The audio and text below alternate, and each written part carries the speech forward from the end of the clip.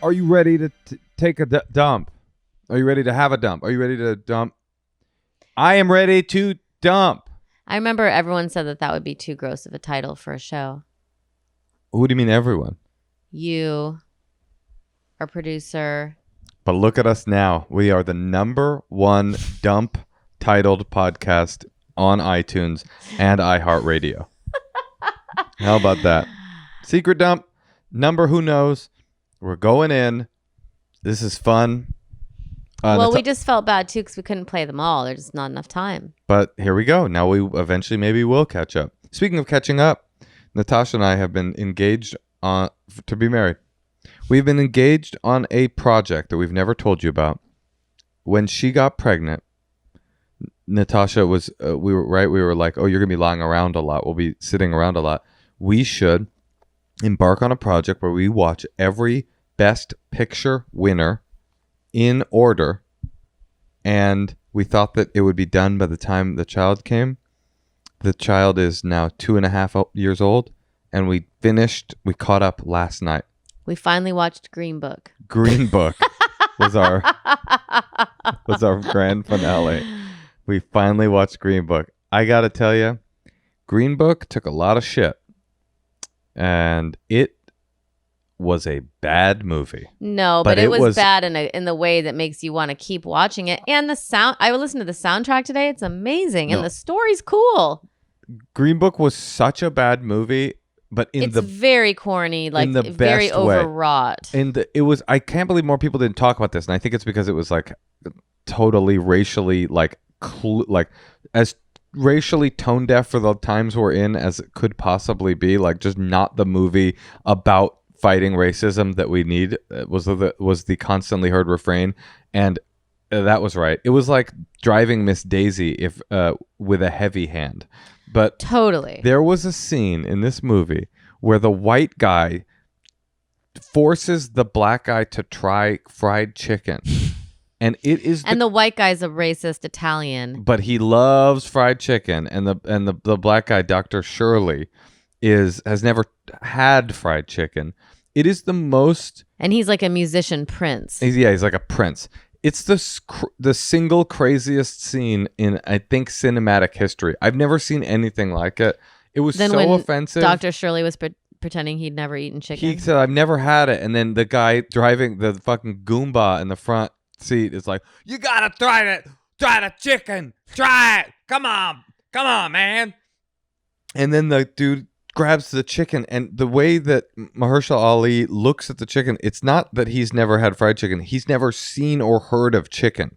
He doesn't know that chicken has but maybe that was the guy. Maybe the guy it was based on was very eccentric. That scene screamed to me old white screenwriter doing a little creative license. I hear you. But it was well acted. That scene? No, I thought the two leads were like pretty... Oh, you're a Green Book apologist, aren't you? I'm just saying.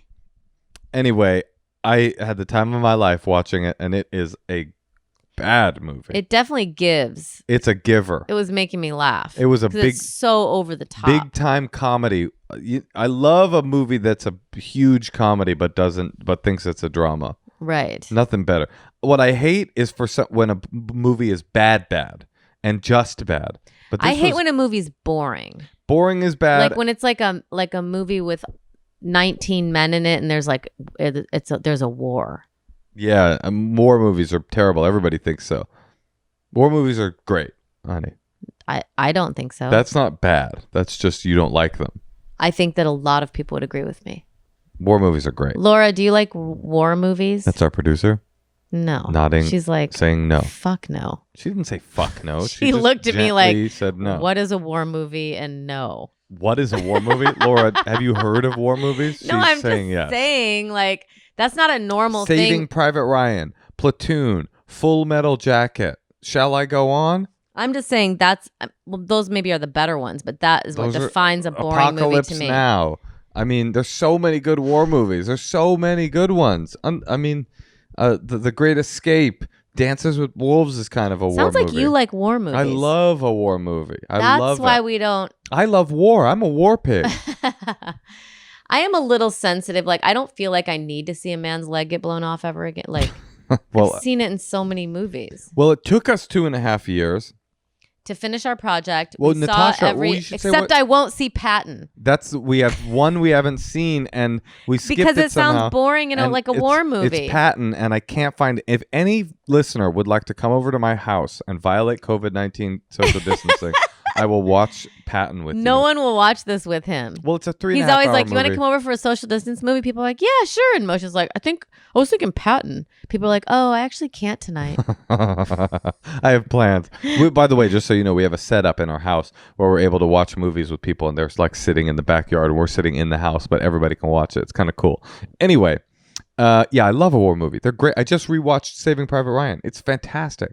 It's so good. Glory, that's a great war movie. There's so many good war movies. I mean, there's so many. Well, thank you for doing that when I'm not around. Yes. Well, anyway, when we got to the last one, and we thought to ourselves, this is a 2.5 year project. We thought to ourselves, you know what? No, we're not giving up now. Because I once read an article that said if you really want to see the best movies that were ever made, don't watch Best Picture Academy Award winners. Watch the Best Screenplay Academy Award winners. Those are the real best movies. Sometimes I thought someone told me that. that was me, honey. You Your told me husband, that? yes, who read an article about it. It was me, the war pig, war man, as they call me, Mr. Warman. Yeah, and so now we've Googled. We have a whole list now of all the films, but it's complicated because some films. There's Well, two categories. yeah, what are the two categories? Adapted and original. So now we've got double the movies to watch. But the pool is good. It's good. We watched last night. We watched Divorce Italian Style. Well, see, now this is something like Moshe let someone else pick the movie out of all of the movies. I think we should do it chronologically, You like wanted we to go did backwards. before. But start backwards. I don't think you can just like any night you want watch any movie that was ever. I mean, why? What? Because then it's not really a project. I disagree. If you watch them all, I mean, you skipped Patton. That was clearly against the rules. But there's something cool to watching them in order because you can kind of That's true. You sense you watch the evolution movement of cinema. Wait, so your idea was to go because we went, dude. By the way, we started in 1927 with the movie Wings, the first Best Picture winner, a silent A film. war movie. Is it? I guess it is kind of a. Very boring. It is rough for like 2 decades. It's bad for a long time. It's bad. That's why I want to start now. Unwatchable bad until you get to It Happened One Night. That's the first good one. Then, you got your Casablanca, great movie. Gone with the Wind, a racially more sensitive film than Green Book. And then, I mean, it's just bad for a while with a gem popping up every once in a while. And then you get to like the 60s, things start to turn. Late 60s, you're like, oh shit. The 70s, you're like, oh my God, the best. And then everything's pretty much good. There's some dips in the 80s and the early 2000s. But now you wanted to go from now backwards. We'll start with Get Out, and then we'll just like go all the way. Yes. And now my idea is that we go all the way. That'll take us 5 years, right? This podcast won't exist. Trump will have probably caused some sort of large-scale civil war skirmish and a nuclear attack on Iran. So we'll be watching it in our bunker. But when we finish this project, then we get to the first Best Picture, Best Screenplay. We go the other direction with Best Foreign Film, and then we die. What do you think? I like it. And then let me ask you this. Yeah, because if you're going to watch random things anyway, why not watch things that have already won? It takes away. You know what it takes away, hun? First of all, it's almost every movie is guaranteed to be good that you watch, at least somewhat good on some level. But you know what else it does? It takes away all of the time that you spend flipping through, going, what should we watch? Because you got a list. Okay, and let me ask you this. What are the actual rules? Because like we've both seen certain movies. Like same rules as before. If we've both seen it, if it's a both seen and we don't want to watch it, we don't have to watch it. I like that. Both seen, don't want to watch it. If it's a start it and it's unbearable, we don't have to finish it. That's another rule. Yeah. If it's like we watch it and we give it an hour and it's just the worst movie, I think we don't have to finish it. Yeah, we did that a few times. There was like, some shit in 3 the years beginning. of like musicals. There's some shit in the beginning. I mean, brother, it's beyond. And I could watch that stuff by myself, but watching it with you was like... No, but there were ones that were just terrible. Anyway, Another rule is if there's one movie on the list and you have a weird bias against that genre of film, you have to watch it anyway. Let's watch Patton. Actually, there's one more we haven't seen. What? Hamlet. I would way rather watch Laurence Olivier's Hamlet, although that is also, someone described it to me once as a broom in the ass, having to try to watch it. It's very hard to watch. It's So we're lying actually to you. We didn't even finish our own fucking project, but we're embarking on a new one. But you know what our old project is, Tosh? And you know, it doesn't feel like a broom in the ass. It feels like a finger in the ass if you're into that. It's the secret dump. Yeah, let's take some secrets. Let's do it. Hi, Natasha. Hi, Moshe. So this is like your ideal secret, one I have never told anyone before, and one I would literally take to my grave beyond this. When I was 12, I found my mom's like vibrator and I used it. And I am like 98% sure that's how I got herpes. So yeah. Love you guys. Wait, so she got herpes when she was 12? From her mother's vibrator. Damn. That was a juicy secret. Now that secret alone should win an Oscar for best screenplay. That's so nice to not tell your mom that too. Because you could be like, you gave me herpes, you bitch. And you could? She'd be like, what do you mean I gave you herpes? She'd be like, well, right. I was using your vibrator. Man, then what a good one. Oh, whoever you are, just thank you for that. I'll be thinking about that for weeks. Gosh, but wouldn't you want to tell your friends that? It's so funny. It is funny. That is the power of being a comedian. Because you would tell your friends and a bunch of strangers, and then your mom would hear it. Right. But someone like this is like, I'm just gonna not be talking about keep that. This one to my own damn self, and go to Wells Fargo and keep being a bank loan officer. But 12, you're probably not sexually active, so doesn't your family gonna want to know how you got herpes? I'm pretty sure she didn't tell them either.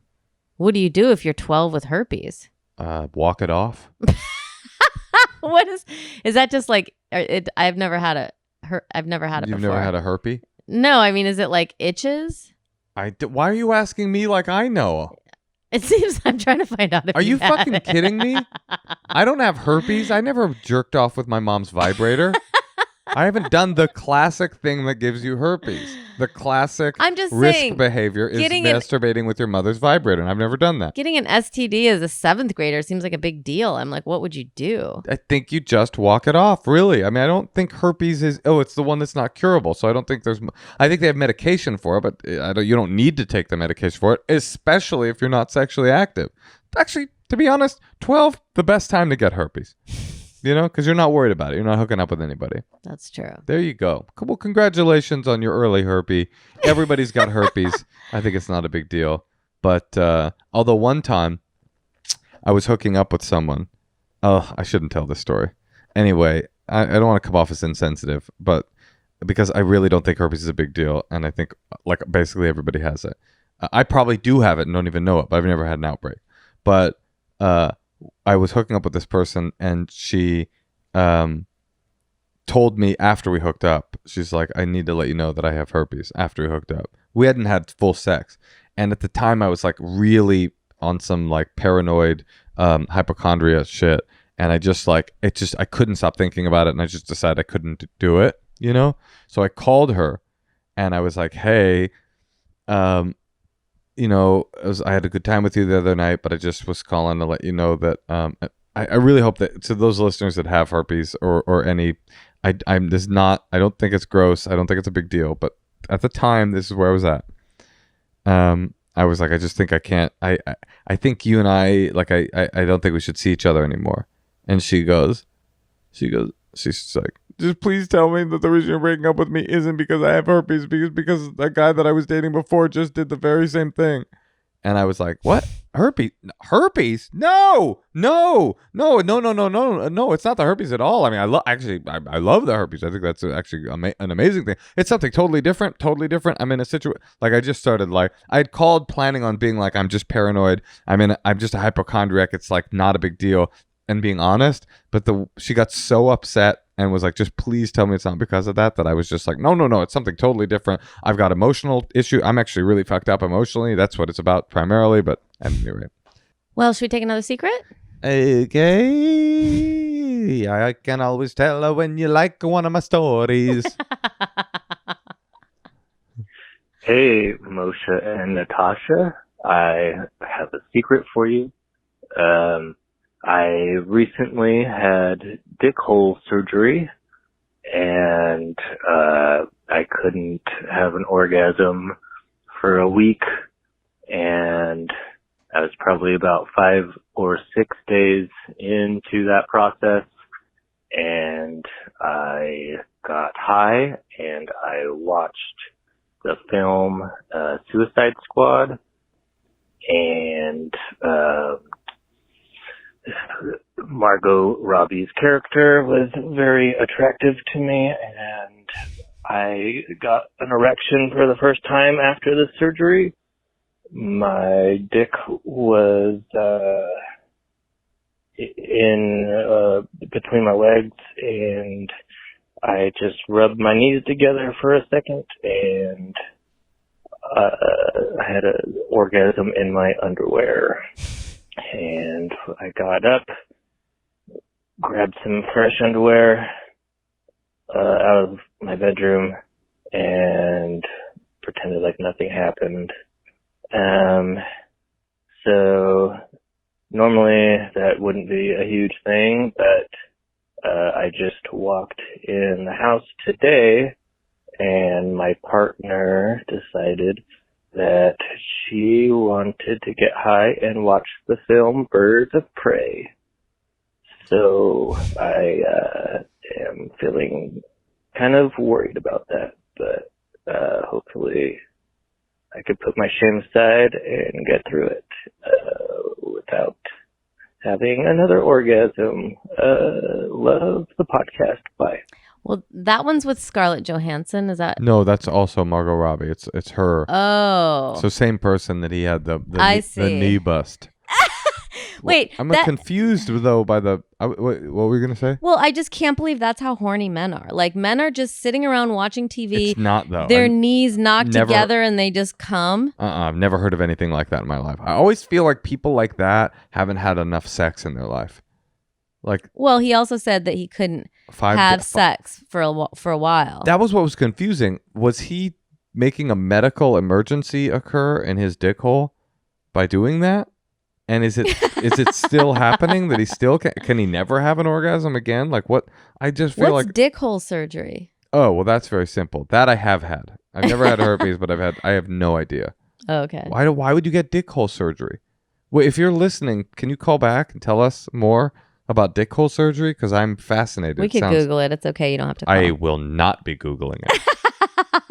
That's the opposite. Yeah, it's actually better to have someone call back and tell you what it is so that you don't have that following you around. Was he saying he's still he's worried about it because she's in that movie and he might have another orgasm? Yeah. And it's still a medical emergency that he can't have orgasms? I don't think it's a medical emergency anymore. But then why worry? Because he doesn't want to bust around his girlfriend? I mean, if you did that, like we were watching a movie and you like crossed your legs. Oh, if I was watching like Full Metal Jacket or Platoon or something like that. And you crossed your legs and then you just like bust a nut. I'd be like, okay. Well, I wouldn't be like, honey, I just busted a nut. I would tell though. What doesn't want it seep out your jeans or something? I seep out my it will just rush out the cuff. You'll just notice a huge puddle underneath my pants from the cuff area. It seeps out. Well, should we play another secret or should All right, let's do one more so we don't have to call it a night. End on that. Hi, Natasha and Moshe. I have a secret. So this was around the time I started college, and I realized two things. I'm gay, and I'm a squirter. And so back home, I started dating a girl from back home, which was like a small town in Indiana. And her mom was very, very anti-gay. And I didn't realize this at first.